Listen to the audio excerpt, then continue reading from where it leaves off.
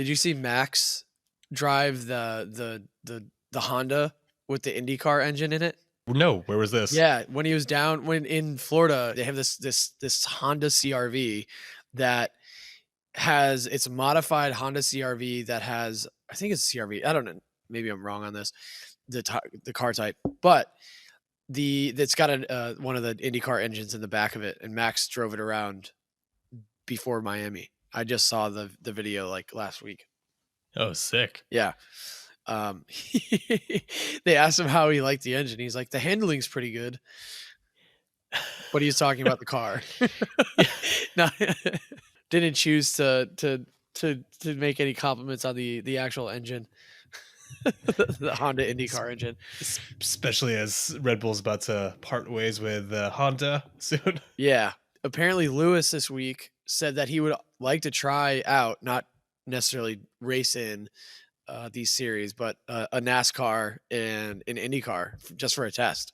Yeah, I saw that. I saw he was interested in old school tests, so just like a one off. Let me try your car. He had done a test with what's his face. Wow, there's my knowledge of NASCAR. Help me out here. Early 2000s. Jeff Gordon. Yes. Wow. The one name I should have known, or Dale Earnhardt Jr. That was before. Yeah, I think that's cool. I want to see drivers try out cars that are, from other disciplines and like do like those swaps like you did with, Valentino Rossi a couple years ago. Yeah. And also Fernando did one with a NASCAR in Bahrain, I believe. It was actually Jimmy Johnson drove his car and Fernando drove a NASCAR. Fernando did not have a lot of nice things to say about that car. he basically bitched about the gearbox, the handling, the suspension. He's like, there's no grip. It basically just said there's no grip, which I mean, yeah. When you're driving a Formula One car versus a NASCAR, there's, if you've ever seen any sort of NASCAR race, the car just like the moment it's touched just loses the back end and you're into the wall. Lewis was open to that. It's a bit of a, not deviation, but a bit of a, he's just far from where he was at one point, especially with IndyCars. And he and Graham Rahal had like a back and forth. It's funny. But speaking of Honda engines, I think there's other news too. Honda recently announced that they were pulling out of F1 for the second time. And every time they do that, they do it when they're at the top of their game, which I don't understand. Honda's got a good pullout game. yeah, exactly. Or not, because then they regret it and they want to come back. Ooh, no one likes regretting a pullout. Or I don't know. I don't know how far you're going to go with that. Yeah. Trying out new content. They got out of F1 just before Braun bought them and won the title, and now Red Bull's dominating F1 and they're coming out, and the word on the street or in the paddock is that Aston Martin and Honda are aiming for a closer partnership, which I find weird because you'll have Aston Martin as kind of the team name, which is also a car manufacturer, and then you'll have the engine from another car manufacturer. But there's been more odd things in F1, so wouldn't be surprised. Yeah, that's a weird one though. There's another piece of miscellaneous news that came out, which I don't know that much about. I think you know a little bit more about it. Tell me, there's something with Alpine? I know nothing about this. So, I mean, I was surprised last race weekend with Laurent Rossi, CEO of Alpine, basically calling out his team in public. And not only did he do that on French TV on Canal Plus, he also did it on Formula1.com. It didn't go down really well because it's only been a few races, and it seems that, I don't know, I think his lack of F1 experience is kind of showing here.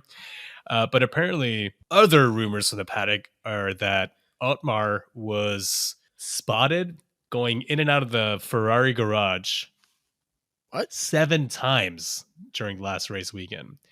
And apparently he was asking around basically what Binotto was up to, because it seems that, Rossi's called out Otmar clearly. And if you're reading, not even between the lines, he says the buck stops at Otmar. So if Alpine doesn't get its shit together, according to Rossi, Otmar's out.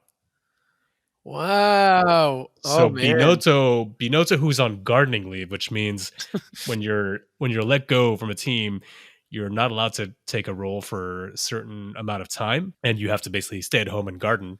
So I guess Binotto is growing some of that sweet Italian basil these days, but he could be called up by Alpine and running a French team soon. Who knows? I mean, are we Weird. surprised at any of these moves anymore? I don't know, man.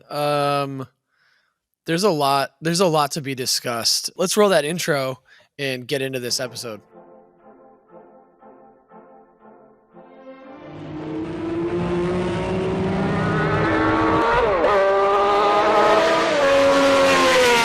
A question for all of you except Romain Grosjean. To whom it may concern, fuck you. More ladies in the paddock? Yeah, more paddock access to some women. There's too many dudes.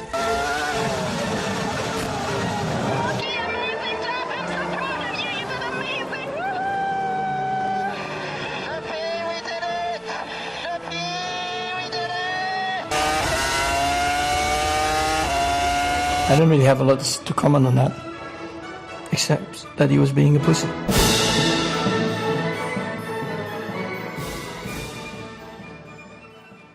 There's some other just news in the paddock too that happened. I want you to share this one about a certain other Dutchman.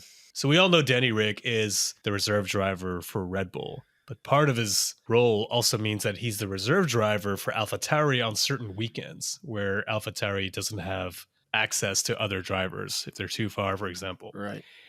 And he had a seat fit for Red Bull in Australia, home race. Well, I guess I don't know if it could be a home race if you're not racing, but in his home country.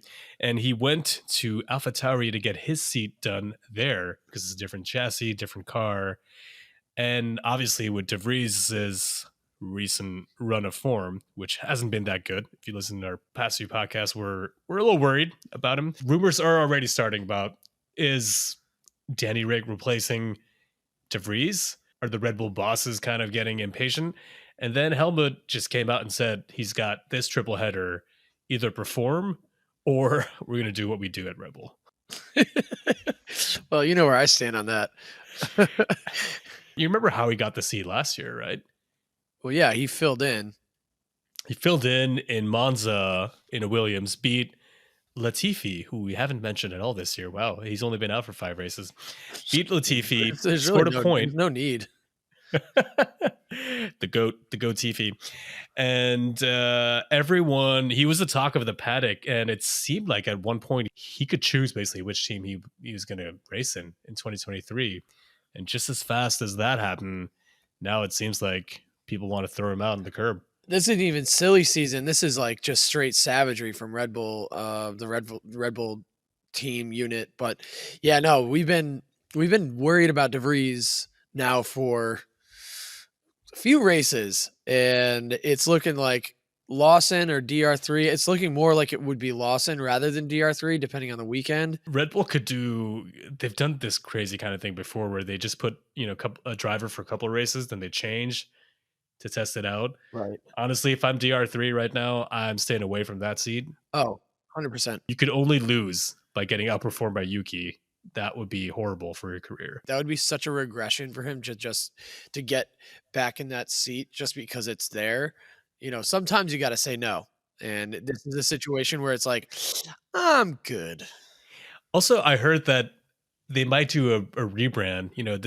This team was called AlphaTauri now, and it was called Toro Rosso before, and they might be rebranding it because they're not selling enough apparel because it's an apparel company. So maybe they want Danny Rick to come in, do a few races, sell a few T-shirts, and then see what the next marketing strategy is. I don't know. AlphaTauri never made sense to me as a brand, but like it never. I like the colors, but the clothes are actually pretty nice. Will Buxton's constantly wearing them on the grid. Yeah, because I'm sure he's getting them for free. Yeah, free clothes. I'm aware. I'll take them. Yeah. But anyway, it does make one wonder if silly season has begun. It usually, I mean, it's once Monaco hits, you start hearing rumors. But Yeah, it's early this year. I mean, we have the Binotto. We have, we have definitely De Vries is sweating right now. Otmar is getting a little nervous. Yeah.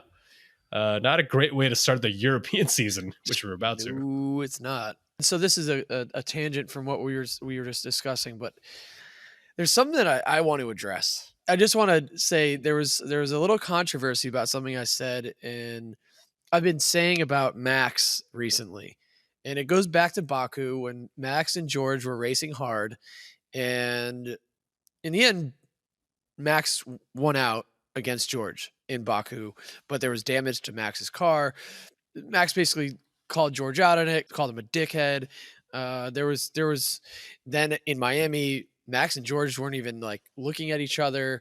So there's a little bit of drama. A little bit of cold shoulder. A little bit I love of cold it. shoulder. But there was one of our listeners called me out and basically said that, I can't complain about a driver just because I don't like him. But in fact, I'd given Max a compliment for completely outperforming Checo. And which and I want to clarify, has never happened before. Yeah, never happened before. I want to clarify something. You're allowed to criticize a driver and still have respect for him. So I have respect for Max's skill and his talent. What I don't have time for, and granted, like Lewis has done this in the past, and when he does it, I can't stand it, but is when a driver is raced hard, but he's made his entire career out of racing hard. He complains when he, in fact, is raced hard against. And so, Max's comments in Baku, not chill. His drive in Miami, arguably a masterclass. So, Yeah. I need to come clean on that and make that clear because. Wow. Yeah, Knowles. Yeah, I feel like this is a big sign of maturity here. Hey, listen, Max could learn something or two. Ooh. I mean, yeah, we're not going to teach him anything about his driving because, as we said, Right. his driving was pristine last weekend. I'm also not a Formula One driver, so Max has probably a lot to teach me. Yeah, I mean, I've seen you on the sim, Knowles, so what the fuck's that supposed to mean, dude? Let's leave it at that. This could be a good segment. We should do a little sim battling. Simma Sponsors. But yeah, dude. Anyway, yeah, sponsors. I had to get that one out. I wanted to clarify that point. To get called out like that, I was a little shocked because I was in fact defending Max, not defending him, but I was being nice to him. Yeah, and maybe sometimes people will react for previous comments, right? And in that last episode, I mean, I was starting to wonder if you were a believer in Max. Let's not go so far. I mean, listen, it's believer and just in his driving, yes, believer. But you're not a Max fan, but you gave him praise, and I'm proud of you for that because right, you've acknowledged something that's true. Yeah, and here we could be biased, but we're also pretty objective, I feel, at the end. Try to be, yeah. I mean, I definitely have my biases, but anyway. Yeah, I mean, Schumacher's the GOAT, you think we still need to Hamilton's do that the GOAT, But yeah, dude, speaking of Ferrari, former Ferrari driver, we are back in Italia, and kind of breaking news right before we started recording this episode, the paddock has been evacuated at Imola. Yeah, so there's been a lot of rain in Italy the past week and a lot of floods as well. I thought the rain had stopped, but apparently it's ongoing, and there are some doubts now about whether the race is going to happen, I feel, at this point, or if fans are going to be able to make it. I was at Imola last year. I remember a lot of the car parks were just, on hills, basically muddy grass hills, and if it was flooded, that's still too dangerous. And you couple that with Italian organization, I mean, that could be a disaster this weekend. So hopefully there's a lot of sun and it dries out, but at the minute it could be a washout. We might have to do an emergency episode. Oh man, dude, that would be crazy. We haven't had a washout since wait. I'm sorry. The time that F1 completely fucked its fan base up. And oh yes, there Belgium. has been one. that Belgium race, the infamous Spa 2021. Spa 2021, when everybody got half points. Yeah, and possibly where Lewis lost out on that title as well. Ooh, not to bring Ooh, that up again. oh, dude, why? Why you got to do that? I had to. But this race we on just this race weekend has perhaps get your inhalers ready.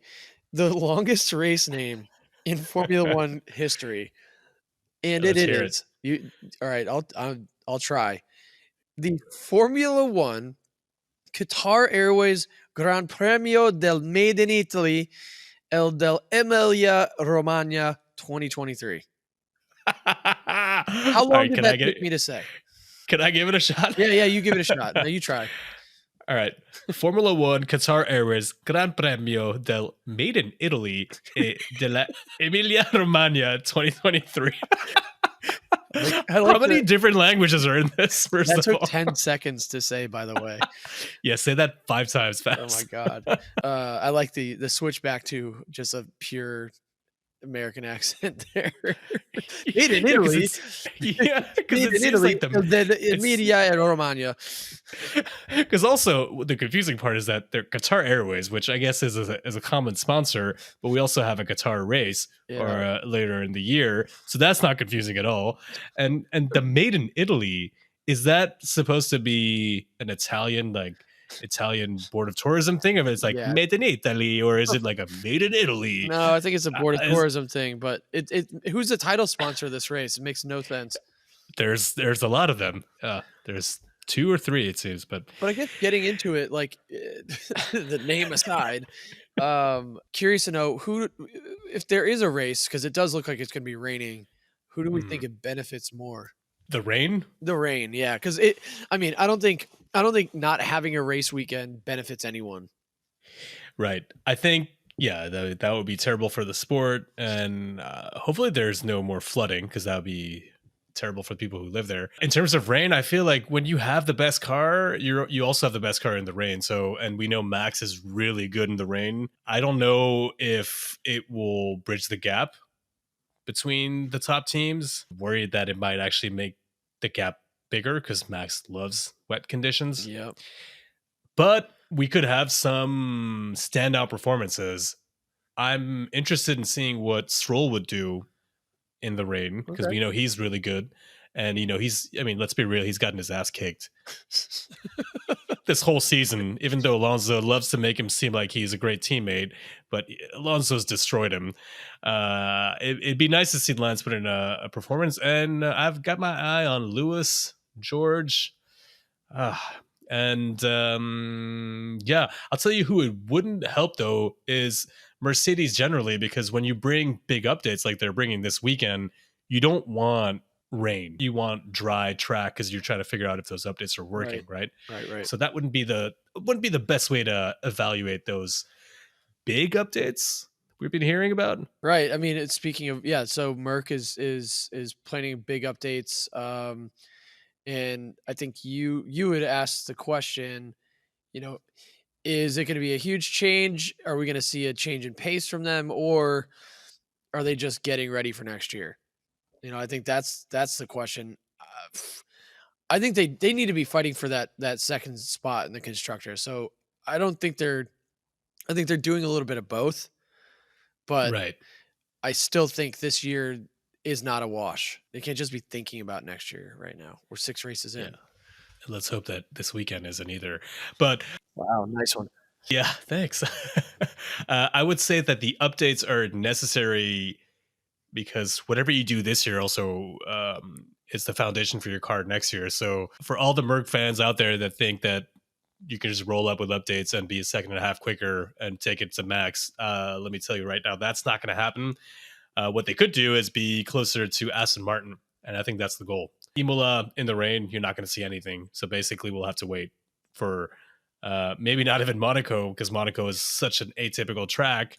We'll have to wait till Barcelona, usually, to see if that Merc update is actually going anywhere. Yeah. Well, I mean, as far as that battle for P2 is concerned, we've got Ferrari, Aston, and Merck kind of, it's all up in the air, and you kind of wonder who needs. I mean, Ferrari is on home soil; they've got to get a result. Yeah, a podium would be great for Ferrari. Remember last year, Charles was on pole for the sprint. Max had a better car in the race, and that was a race where Charles made one of his several driving mistakes, Yeah. putting it in the wall. Finished P6. Man, I remember I mega drove him that weekend. God damn it. Oh no. Yeah, too optimistic on home soil. And yeah, Ferrari showed some form last weekend, and I think it'd be nice for them to get at least one car on the podium. Yeah. I mean, that would be a feat already. Let me ask you, as a Ferrari fan, if I told you this weekend they get a podium, would you be happy with that? I'll take it. I'll take it. But it depends. You It greedy depends sons who- of bitches. It depends who are the other podium. If it's a crazy race and Alonso wins, for example, and we have a fucking, I don't know, like Alpine on the podium and Leclerc's third, it would be a little bittersweet. But I'll take it All anyway. right. But you think Give me a podium. okay. Yeah. But you did bring up another point. You think Aston has a chance to sneak a win in this weekend? Honestly, no. Not Okay. yet. Okay. Not yet. Not yet. Unless we have a Germany 2018 type race, 2018, 2019. Wait, was that the one when Mercedes had the looked like jackasses? Yep, where they were dressed up was- in 2019, yeah. 2019. Yeah, when they're dressed up as 1950s mechanics. Oh, God. And they looked ridiculous. And it was one of the craziest races we've had in the last Oh, decade. yeah. Unless we have one of those races, I don't think this is a track for Aston. And I hope I Okay. don't regret saying this. Yeah, I mean Max has won the last two iterations of this race. So Yeah.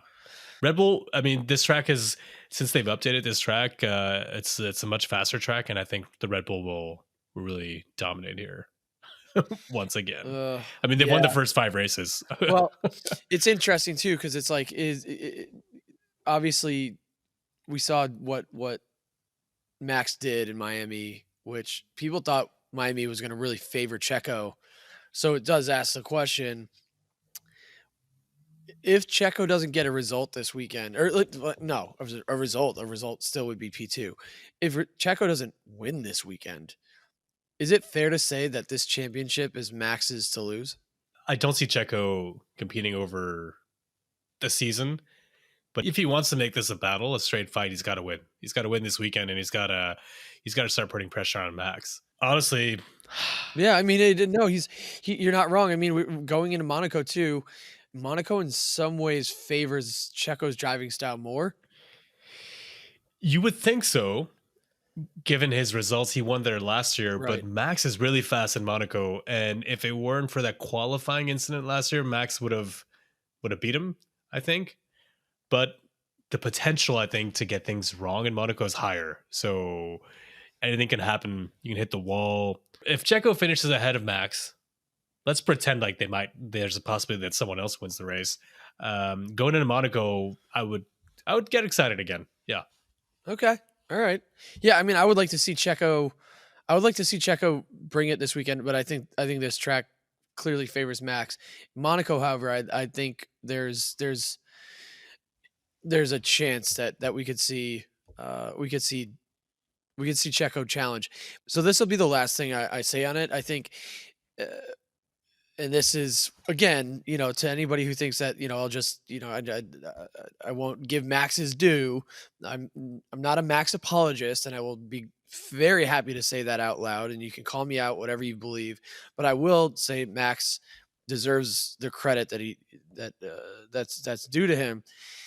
Whenever Checo's had, you laughing? Listen, man, I feel you're justifying your comments. No, man, I'm not trying to previous justify it. I'm episode. just trying to say, like, people need to actually listen. For me, it's that Checo's best results have really only come at when Max hasn't had the performance. Something's happened with his car, basically, or there's been an issue. Except for Baku. Hey, also, it could be a DNF. It could be a technical. Remember how Lewis lost the championship in 2016? Yep. So not to take away credit from Nico Rosberg, because I think Rosberg and Hamilton was way closer of a fight than Perez and Verstappen. But that year, Hamilton was the faster driver by far. and it was reliability that kind of got him. I don't see Red Bull having much reliability issues, but No. it is one thing that could play. It doesn't have to be just a straight fight between them. It could also just be them racking up 1-2s and, Max has 2 DNFs and Checo wins the title. Do I think it's going to happen? Probably not, because I think Checo has a higher potential of like messing up his weekends also, and maybe not even coming in, in P1 or P2. Who I'm worried about also is for my boy Mullet Boy here, Bottas. Mullet Boy. Mullet Boy, Mustache Boy. I don't know, he's got a lot. We can give him a lot of different nicknames, I feel. I mean, that BVE, it's funny because he came into this season with some seriously different energy, but I got to ask, like, we haven't really talked about Alfa Romeo that much this season, and there's a clear reason why. Yeah, they've been sliding back, and they might be at times, they might just be the slowest team out there. And updates are coming. Just like other teams, they have their update schedule. Bottas was quoted saying we need some updates because we can't fight right now with what we've got. Let's keep an eye on that and see where Alpha is, because Valtteri also said that he can see himself racing for many, many years coming up. And we know that Alpha will become Audi in 2026. And right. A lot of people are kind of trying to figure out what's going to happen there to see if there's any seats up for grabs. And also, we mentioned silly season. I may have heard Carlos Sainz being linked to that Audi seat in 2026. Just throwing it out there for for the silliness. Okay. Wow. Well, 3 years out. So let's table that one. It's early, bro. It's getting earlier and earlier. It's another quick thing. I want to say you're usually stat boy, but last week I gotta say, like, I was quick on the numbers when we were talking about the cost of food at the Miami Grand Prix. I was like, yeah. And I also have to admit I was using a calculator. Damn. Oh man, yeah. I was impressed though. Yeah. 32.5. I was like, damn. Yeah, white boy can do math. It's a Rain Man shit. But yeah, man, we've got Imola this weekend, and we also need to give our predictions. You go first, my friend. It's currently my 71 points to your 48. So you've got some catching up to do, brother. Yeah. Just like Checo, feeling the heat already. Yeah, feel that heat. I mean, it's only right. It's a 23-point gap right now between the two. Yeah, all right. Okay. You can do math with a calculator. Yeah. That was in my head, brother. I don't know why I just called you brother for the third time this episode. All right. Time for predictions. Time to close the gap for me. I'm not going to take too many risks this week. I'm putting Max on pole. We haven't seen him on pole recently, and he's been really good. I think Max wins. I think we see something in the race. Alonso has been finishing on the podium, but only in P3. Maybe it's time he brings it up to P2. I will put Leclerc P3 because that is the Ferrari passion talking. Perez in P4, so you might have a bit of a sluggish race. And Hamilton in P5 with the Gromo going to... He's under pressure, man. De Vries. I'm sorry. Ooh. Damn, I wasn't sure. Okay. I have a different Gromo in mind. I'm going Max pole P1. Yep. I'm going Fernando P2 as well. Okay. Yeah. And I'm going Lewis P3. Lewis podium. Okay. Bold. I'm going to go George P4. It's a strong weekend. Yeah, and Charles P5. I think the Mercs have a good weekend. So Perez is gone. I don't know. I think Checo might have an incident. Oh no. And my compatriot Logan Sargent. I hate to do this to you, Grombo. Again. I just want to remind you, you called him for Grombo last time as well. I did. Yeah, he got called out by James Valls. Actually, he's like he just kind of needs to step it up a little bit. I did see that. That was reading through the lines of, please pick it up. Yeah. Pick up the pace. Logan, it's James. Oh, no. Although I thought he had some good. Yeah, okay.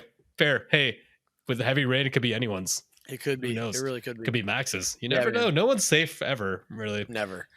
But Yeah, man, I'm looking forward to this race weekend. I hope it happens. If Yeah. you're listening to us, make sure to follow us at the Grandstand F1. If you're not yet following us, follow us on anywhere that podcasts are available. Spotify, Apple Podcasts, you name it, we're there. And for P Money, this is F Knowles. We will see you after Imola. Ciao.